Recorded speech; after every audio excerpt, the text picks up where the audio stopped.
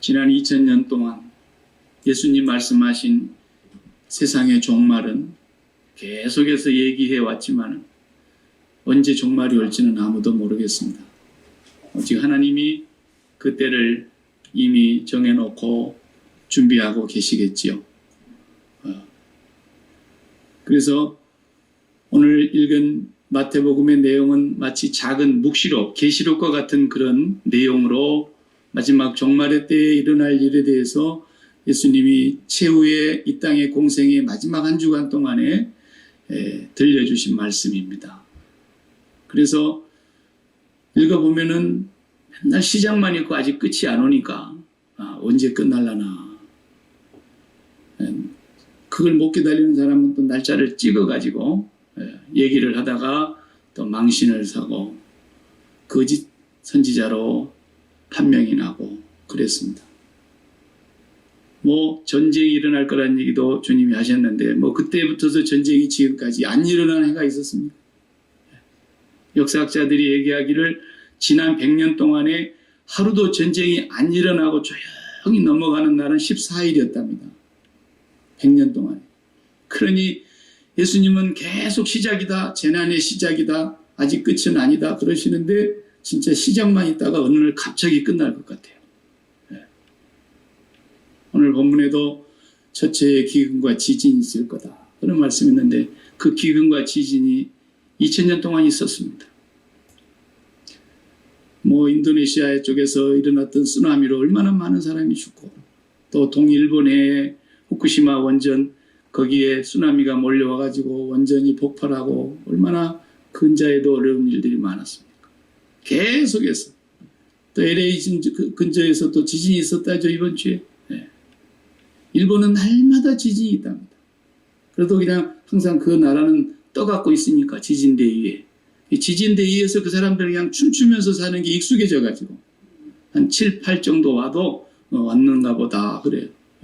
그런 정도로 그 사람들은 지진에 대한 이제 그것이 많이 훈련되어 있는 거죠.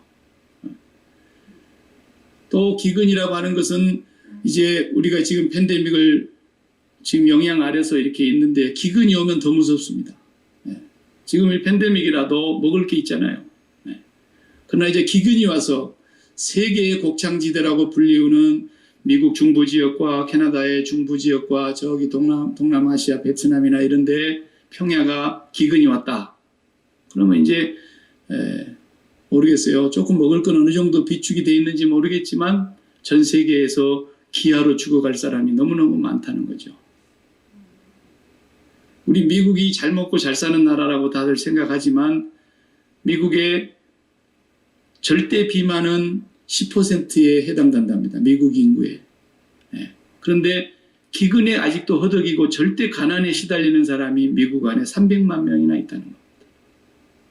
그렇게 전 세계 어느 나라든지 지금도 기근이 있고 아프리카는 지금 이 순간에도 수없이 죽어가고 있고 그런데 계속 재난의 시작이다. 아직 끝은 아니다. 이러고 있는 거예요. 이 세상에 재난이 왜 있을까? 오늘은 예수님께서 말씀하신 이 재난을 우리가 어떤 입장에서 이해하고 받아들이고 소화해내고 대비해야 되는가를 말씀을 함께 나누려고 하는 것입니다. 팬데믹으로 인해서 나쁜 일만 있었던 것이 아니라 긍정적인 좋은 영향들도 많이 있는 줄 압니다. 특별히 우리 고국 같은 데는 신천지가 이번에 드러나는 바람에 얼마나 감사한지 이 사기꾼 거짓 집단들이 그렇게 철저하게 사람을 속여가지고 처음부터 마귀는 뭐래세요? 거짓말하고 속이는 자라 그랬거든요.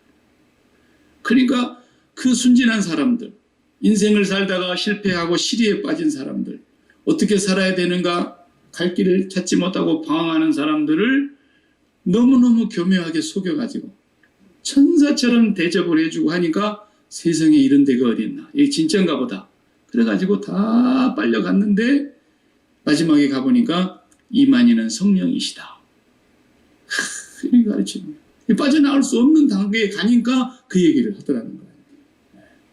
이만희가 지난주에 구속이 됐다 그래서 얼마나 다행스러운지. 89세의 노인을 잡아 넣어놨으니 그냥 메고 나와야 되는지 걸어 나와야 되는지 모르겠지만 자우간 이런 못된 집단들이 이번에 다 드러나게 되면서 얼마나 많은 가정이 파괴되고 얼마나 많은 젊은이들이 학교를 버리고 옛날에 그 이단 집단들을 쫓아가듯이 그렇게 했는지 몰라요. 참 그 거짓 집단들이 드러난 것은 팬데믹으로 인한 굉장한 긍정적인 하나의 결과입니다. 다행스럽죠?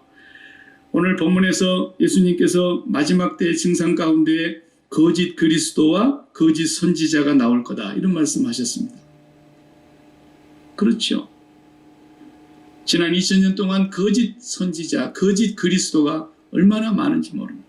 그래도 전 세계에서 가장 내가 재림 예수다라고 하는 사람이 많은 나라가 그래도 1등인 대한민국입니다. 참, 우리 대한민국은 뭐 두 번째 가려면 서러운 것이 많아가지고 우리 대한민국에 예수가 제일 많아요. 저도 그 밑에서 한 10년 동안 목회를 하다가 왔는데 계룡산 밑에 말입니다. 그 신흥 종교의 메카입니다. 거기. 그래 온 나라에 온갖 우상 잡동사니를 섬기고 내가 자칭 재림자다 하는 그 인간도 거기 있었어요. 양도천이 말이에요. 양도천이 본래 목사가 된 사람이었는데 그게 재림 예수라고 늘 나타날 때는 백마 타고 나타나고 지금 백마가 여러 마리입니다. 예수님이 그 거짓 선지자, 거짓 그리스도가 많이 나타날 것을 말씀하셨는데 이 종자의 뿌리를 찾아보면은 그 뿌리는 앞에 우리가 24장 오늘 읽었는데 23장으로 가보면 거짓 선지자와 거짓 그리스도의 그 종자들이 나옵니다. 거기 그들을 향해서 7번 화할 7번 저주를 받을지어다 그랬어요. 화했을지어다 그 말은 저주를 받을지어다 그런 뜻이거든요. 그 바리새인들을 향해서 서기관들을 향해서 율법학자들을 향해서 주님은 최후의 마지막 한 주간에 이제 하실 말씀을 다 하시는 겁니다. 저주를 받을지어다. 7번. 7번씩 한 것은 완전한 저주를 얘기하는 겁니다. 거기에 뿌리를 두고 있는 것들이라는 거죠.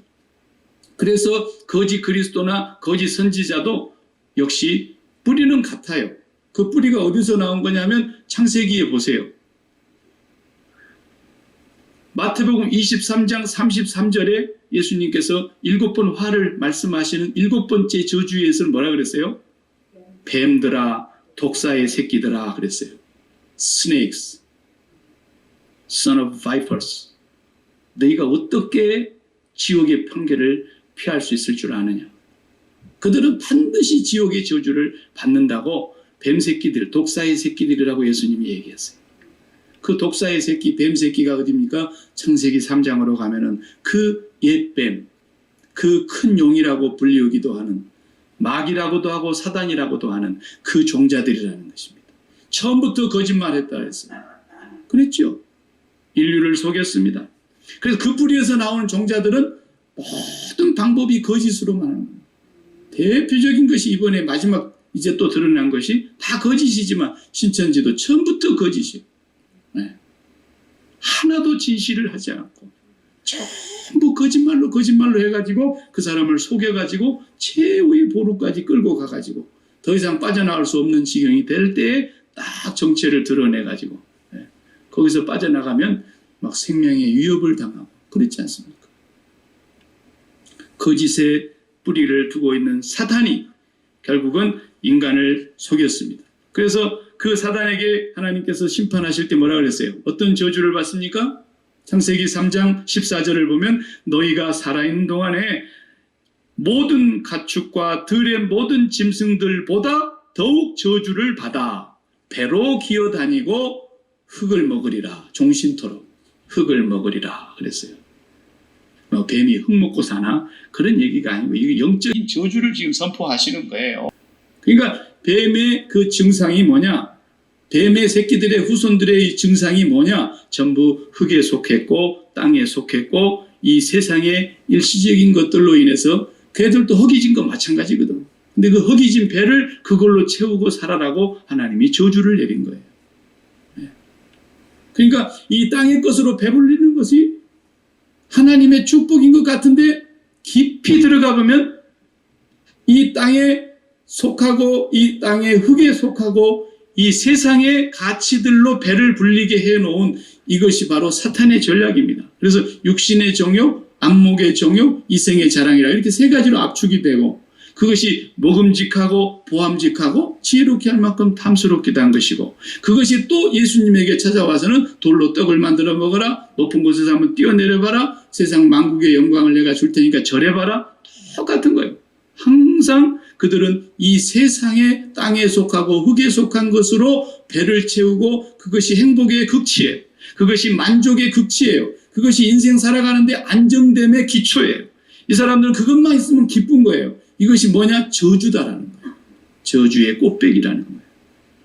물론 우리 예수 믿는 사람들도 땅에 속한 것으로 먹고 입고 쓰고 누리고 사는 것 똑같죠. 그러나 우리는 그것이 우리의 기쁨의 근원이 되거나 그것이 우리의 삶의 안정의 기초가 되거나 그것으로 인해서 내가 행복하다, 나는 이제 만족하다, 나는 더 바랄 것이 없다 그렇게 사는 사람이라면 그것도 뱀자식이라는 거예요. 예수 믿는 사람은 그렇게 안 산다라는 거예요. 아무리 하나님이 많이 주든 적게 주든 나는 관리인 매니저다.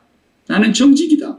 하나님이 나를 통해서 무슨 일을 나타내시려고 나에게 어떤 때는 재물을 맡기시고 어떤 때는 지위도 높여주시고 어떤 때는 나에게 번영과 형통을 주시기도 하시는데 그것이 내가 매니저로서 하나님의 뜻을 이 땅에 이루어 가도록 하나님 맡겨주신 거다. 나는 이것으로 내 행복과 기쁨과 내 삶의 미래의 안정과 내 삶의 만족을 추구하는 사람이 아니다라는 거예요. 뱀자식이 아닌 거예요, 그건. 그러나 이 세상의 것이 전부고 그것이 나의 만족이고 그것이 나의 배고픔을 채워주는 것이라고 믿고 살아가는 그 사람들은 하나님이 뱀에게 그렇게 살아라고 아예 저주를 내려놓은 거예요. 네. 그렇게 살아가는 것이 전부인 사람은 아무리 가서 얘기를 해도 못 알아듣는 거예요. 그래서 이사야에게 저주를 선포할 때 뭐라고 하라 그랬어요? 네가 가서 얘기는 하기는 하되 그들이 보아도 알지 못하고 들어도 깨닫지 못하고 마음으로 돌이켜 회개할 수가 없게 될 것이다라는 것을 말씀하신 거예요. 그게 저주죠. 하나님 말씀이 들리지가 않아요. 깨달아지지가 않아요. 무슨 말인지를 도무지 알 수가 없어요. 그럴 때 그건 이미 저주를 받은 증상이라는 것입니다. 이 세상에서 배를 채울 기쁨을, 이 세상에서 나의 만족을 추구할 기쁨, 내 이 세상에서 내가 이 정도 살면 이제 행복하다 이렇게 살아가는 것이 땅에 속한 것으로 그렇게 생각하고 살도록 하나님이 해두었기 때문에 그들이 바로 뱀의 자식들이라는 거예요. 뱀 자식들은 항상 그것만 전부로 사는 거예요. 내가 돈도 부족함이 없지만 있으면 더 바랄 것이 없겠다. 내 사업이 계속해서 번창하고 형통하면 더 바랄 것이 없겠다. 내가 늘 건강해서 오래오래 장수하면 좋겠다. 우리 자식들이 항상 진로가 확 뚫려가지고 모든 일에 형통하면 좋겠다. 이런 것이 나의 전부요, 나의 삶의 행복이요, 나의 만족이요. 나는 이제는 걱정이 없다. 이렇게 살아가도록 하나님이 뭐 했다는 거예요? 저주를 내렸다는 거예요. 어떤 사람이 아유 그런 저주라면 나도 받고 싶다. 그런 사람이 있다라는 거예요. 네. 그게 뱀새끼라는 거죠. 이 독사의 새끼들아. 네. 그렇게 주님이 말씀하셨어요. 그러면서 오늘 핵심의 내용은 뭐냐면 이 제자들과 예루살렘의 마지막 주 이제 올라갔다가 성전을 빠져나오는 겁니다. 성전을 나오는데 제자들이 예수님에게 뭐라 그래요? 선생님, 이 건물 좀 보십시오. 네. 기가 막히지 않습니다. 이 돌들을 보십시오. 돌들을 보십시오. 그 헤롯이라고 하는 그 유대 사람이, 이두메 사람이죠. 그 사람이 왕이 돼가지고 유대인들의 환심을 사야 되니까 유대인들이 가장 좋아하는 게 성전 아닙니까? 그 성전을 대대로 보수 확장 공사를 했어요. 그 크기가 어마어마했어요. 성전 터가. 전체의 터는 한 40에이커 정도 돼요. 요즘 땅으로 계산해보면. 한 40에이커가 되는 그 넓은 땅에 성전을 지었는데요. 그 성전을 전부 돌로만 지었어요. 대리석으로. 반듯반듯하게 다듬은 돌로 층층이 올려가지고 그리고 그 지붕은 전부 전체가 금은 아니지만 금 색깔로 다 덮고요. 그 다음에 마지막 마감 재료는 대리석 밖에다가 또 하얀 대리석으로 다 붙였어요. 대단한 건물이었어요. 그 제자들도 뭐 시골 뭐 갈릴리 저 북쪽에서 살다가 서울 한 번씩 올 때 말이죠. 이야, 이 빌딩도 높지만은 우리 서울에 저 시골 애들 뭐 바닷가에 있는 애들 데려다 가끔 구경시켜주고 그런 거 있었잖아요. 옛날 보면. 그런 것처럼 제자들도 바닷가에서 고기나 잡아먹고 살다가 예루살렘에 한번 올라왔을 때 성전을 보니까 입이 떡 부러지는 거예요. 선생님이 성전을 좀 보십시오. 그러니까 우리 주님께서 그저 대꾸도 하지 않으시고 한마디 하시는 게 뭐예요? 내가 진실로 말하노니 돌 위에 돌 하나도 겹쳐 놓여 있지 않도록 다 무너질 것이다. 그랬어요. 실제로 그렇게 됐거든요.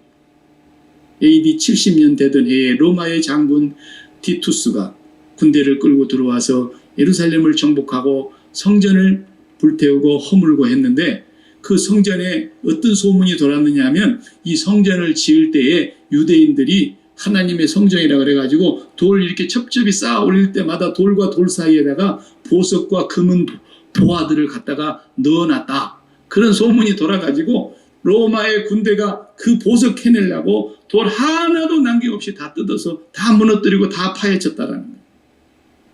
예수님 말씀대로 그리 됐어요. 완전히 성전을 멸해버렸어요. 성전이 멸하는 것이 바로 재난의 시작이며 종말입니다. 이게 성전을 멸하는 것, 성전을 파괴시키는 것. 그래서 예수님께서 이 성전이 그렇게 없어질 것을 선언하신 거예요. 선언하신 거예요.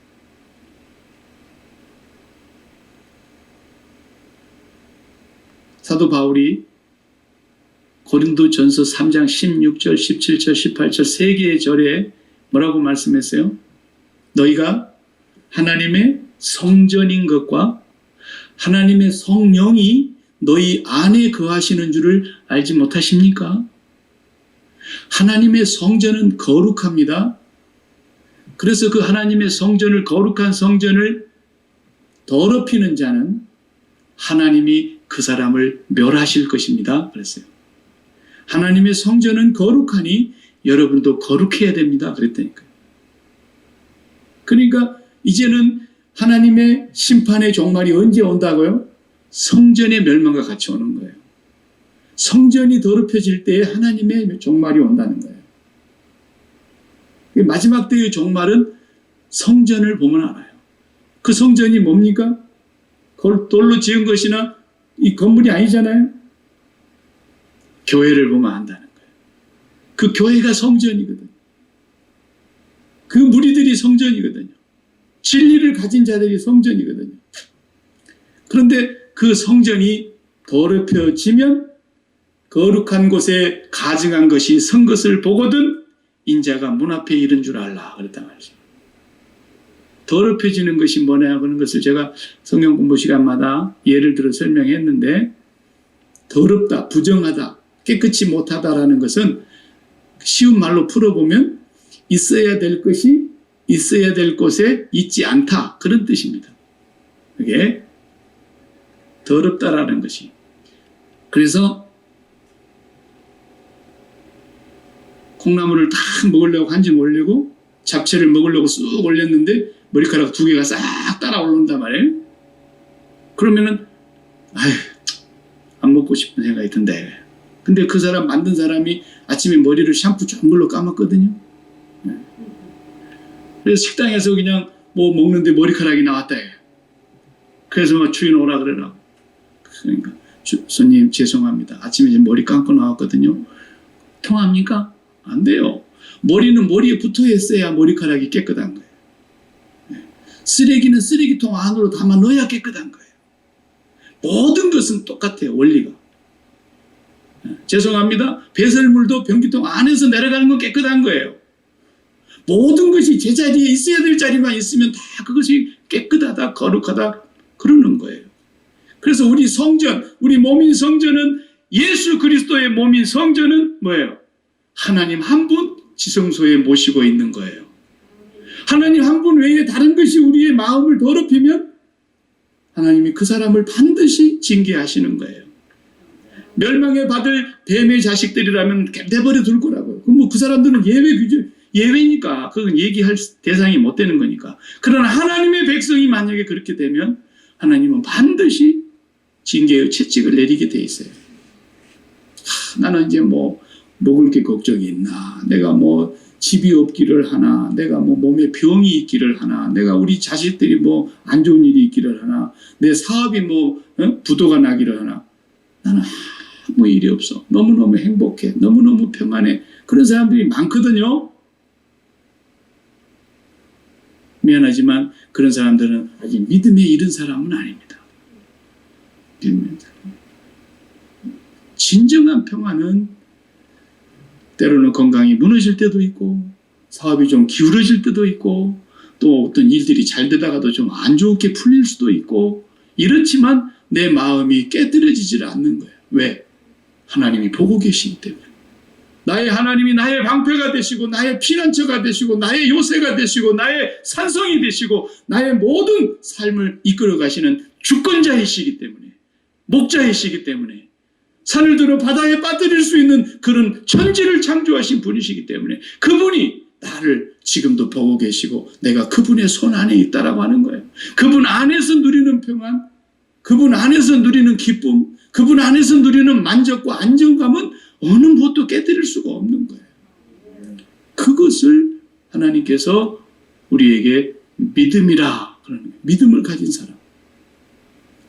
그러나 그런 믿음을 갖지 못하고 날마다 뱀새끼들 흉내내느라고 이 세상의 흙에 속한 것들로 나의 삶의 안정과 행복과 만족과 기쁨을 늘 추구하면서 사는 사람은 반드시 제가 선언합니다. 하나님께서 한 번은 절대적으로 흔들어 버리시는 날이 올 겁니다. 그런 날이 오지 않기를 간절히 바랍니다. 어떤 방법으로 하나님이 재난으로 흔들으실지는 나는 모르겠습니다. 사람마다 형편이 다 다르기 때문에 그가 진정으로 하나님의 백성이라면 하나님은 징계의 채찍으로 그렇게 하실 수 있다는 겁니다. 그래서 이 땅에 재난을 허락하시는 거예요. 그리고 이 땅에 재난을 허락하시는 그 이유는 우리가 이 땅에 영원히 빨대를 꽂고 있을 때가 아무것도 없다라는 거예요. 우리의 마음을 붙이고 우리의 의지가 될 수 있는 것은 이 땅에 없다라는 거예요. 흙에 속한 것이 없고 땅에 속한 것이 없다라는 거예요. 그래서 하나님이 흔드실 때마다 우리는 거기를 떠나라는 신호로 빨리 받아들여야 돼요. 빨리. 애굽에서 잘 먹고 잘 사니까 비록 노예이지만 괜찮아.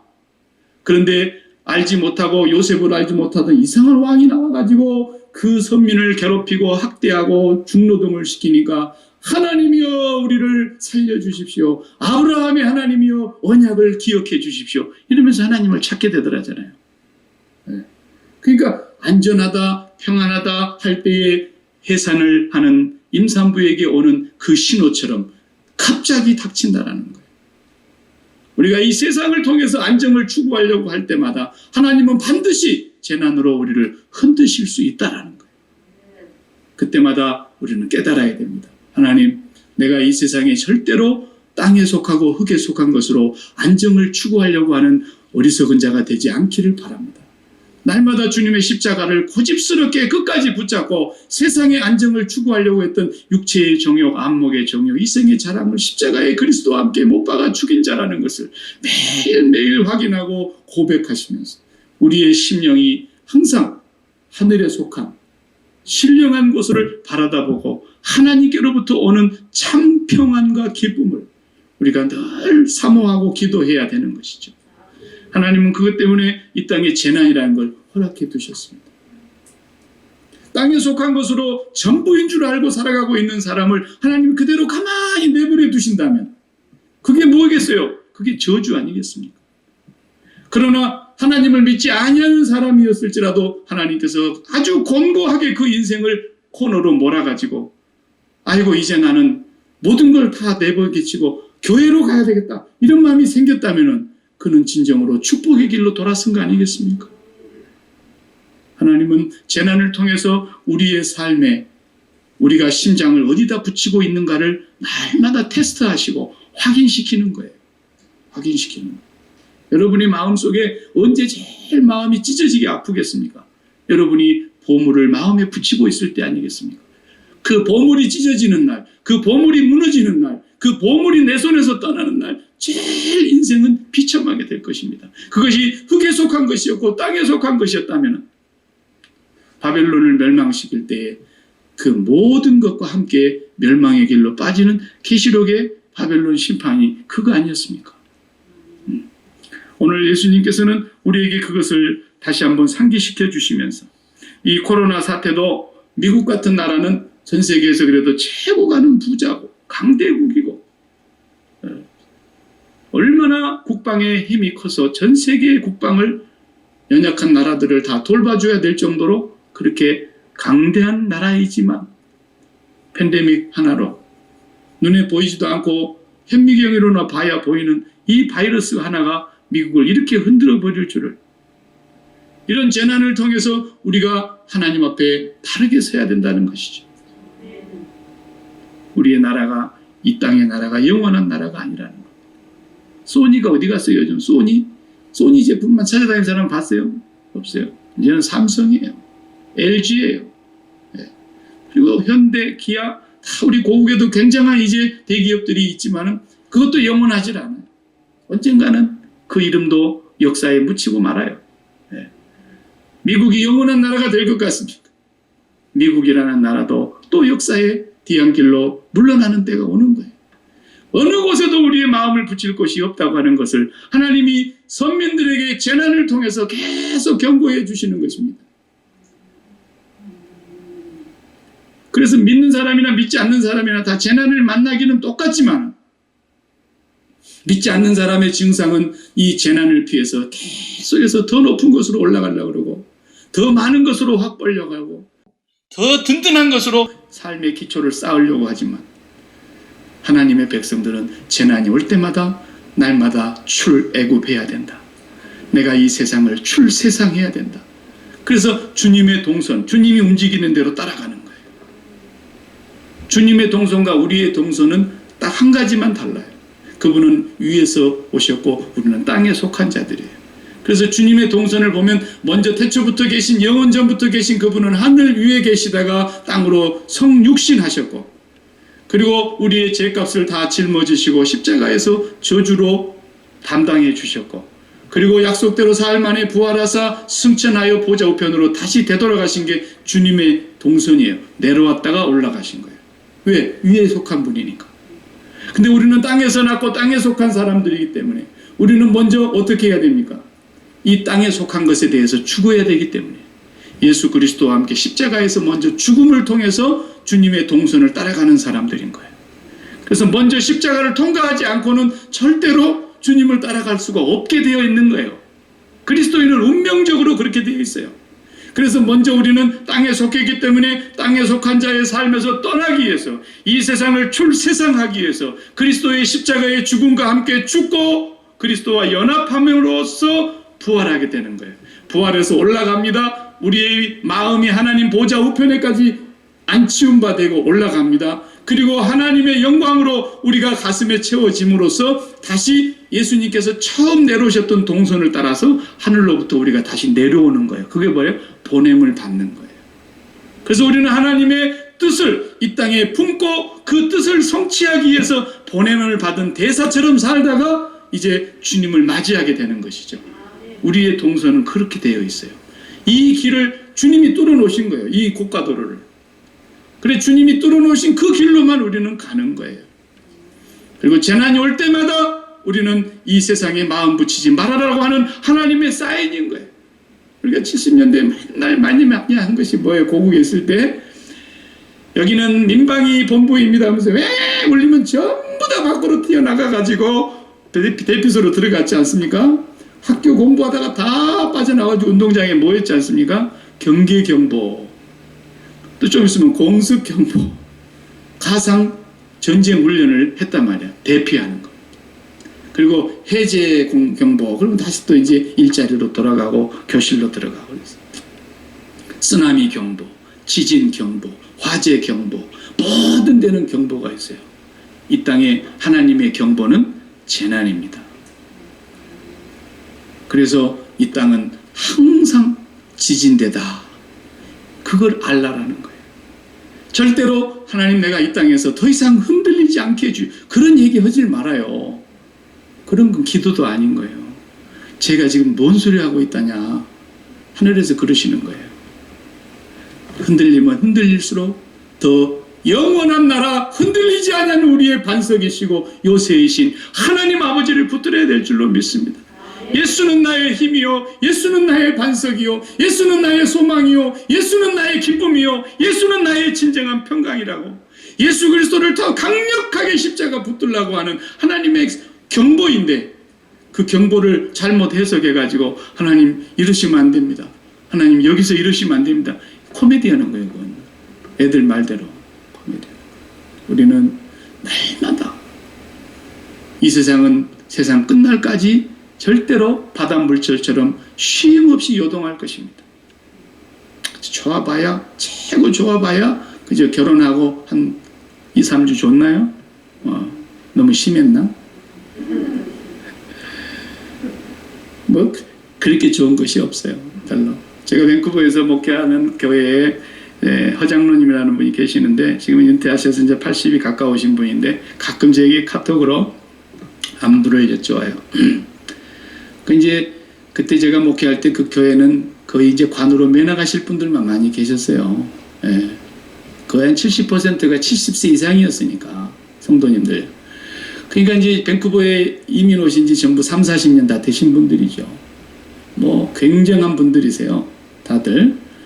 외국에서 한국 대사 지내다 오신 분들, 뭐 군대에서 장군 생활하시다 오신 분들, 뭐 회사의 중역으로 사장님 하신 분들, 그런 분들만 또 다 모이대요, 이상하게. 끼리끼리. 일주일에 4번씩 골프 치시고, 뭐 할 일이 뭐 있어요. 네. 연금 받아서 그저 골프나 치시면서 건강관리나 하시면서 주일은 절대로 안 빠져. 이 안부가, 제가 저 궁금해서 여태껏 뭐 가끔 한 번씩 생각날 때는 있지만, 뭐 이렇게 잘 모르니까. 그래서 다들 안부를 한번 여쭤봤지요. 그랬더니, 저와 함께 있었던 그 많은 장로님들, 권사님들이 많이 세상을 떠나셨어요. 예. 깜짝깜짝 놀랐어요. 물론 뭐 떠나실 줄 알고 있었지만은 이상하게 또 권사님들이 먼저 가셔. 장로님들 놔두고. 예. 권사님들 오래 사세요. 예. 우리 장로님 그 중에 한 분은 너무 하나님 물질을 많이 주셨어요. 그러니까 여기 와서 뭐 이제 돈 쓰기 바쁘지 뭐 일하는 것은 없으신 분인데, 저한테 늘 그러세요. 목사님, 혹시라도 뭐 제가 좀 필요한 때가 있으면 언제나 말씀해 주세요, 그래요. 돈을 좀 쓰게 해달라는 거예요, 저보고. 그러니까 뭐 제가 그냥 전화 한 통화만 하면 거절하시는 법이 없어요. 이번에 노예에서 이렇게 일이 있는데 이걸 좀 이렇게 했으면 좋겠습니다. 아이고 감사합니다.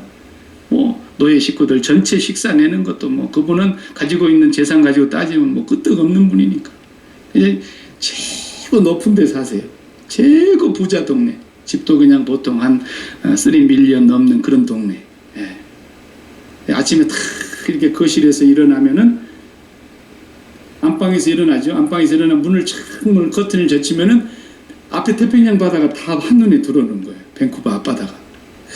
얼마나 멋있는지. 처음에 이사를 가가지고 거기 탁 이렇게 했는데 정말 그런 데 살고 싶어서 가신 거니까. 그랬는데 목사님, 이제 실증이 나서 날마다 아침에 그냥 눈만 뜨면 바다만 보여서 이제 이사를 좀 가야 될 것 같다고. 끝집을 정리하고 나오셨어요. 높은 한 30층 넘는 이제 고층 콘도에 펜트하우스, 제일 높은데 펜트하우스 있죠? 거기도 이제 한 층을 다 쓰는 거니까 엄청나죠. 예, 운동장 같죠. 그리 오셨어요. 그래가지고 이제 동서남북이 이제 바다는 안 보이는데 동서남북이 시내가 한눈에 다 들어오는 데서 이제 전망대 같은 곳에서 사시더라고요. 그래도 실증이 나는 거예요. 그러니까 이제 LA로 내려가셔가지고 거기다 집을 한 채 사두시고 밴쿠버에 그냥 비가 6개월 동안 오니까 시애틀처럼 비 오는 때는 LA 가서 계시고 LA 밑에 또 애리조나 가서 골프도 좀 치시고 겨울을 잘 보내시고 난 뒤에 또 여름이 되면 이제 따뜻할 때 올라오시고 6개월씩 왔다 갔다.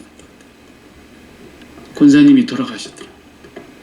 그 권사님 정말 호통하시고 교회 일이라 그러면 그냥 뭐 언제나 적극적으로 일하시고 그런 분이었는데 돌아가셨어요.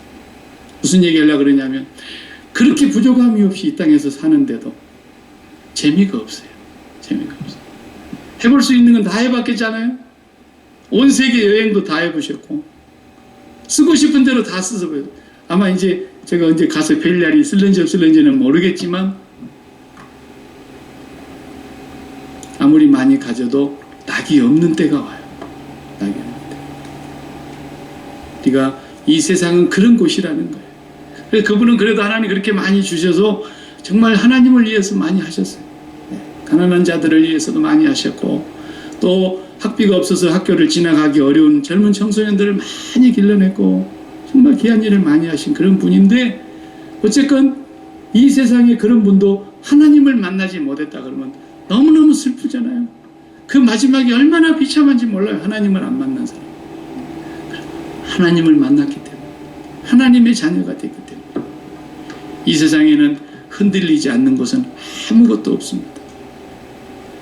사랑하는 우리 소망의 성도 여러분, 우리가 이 재난을 만나서 금년에 2020년 2020 뭐 신기한 일이 있을 줄 알았는데 정말 신기한 재난이 이렇게 우리에게 왔어요.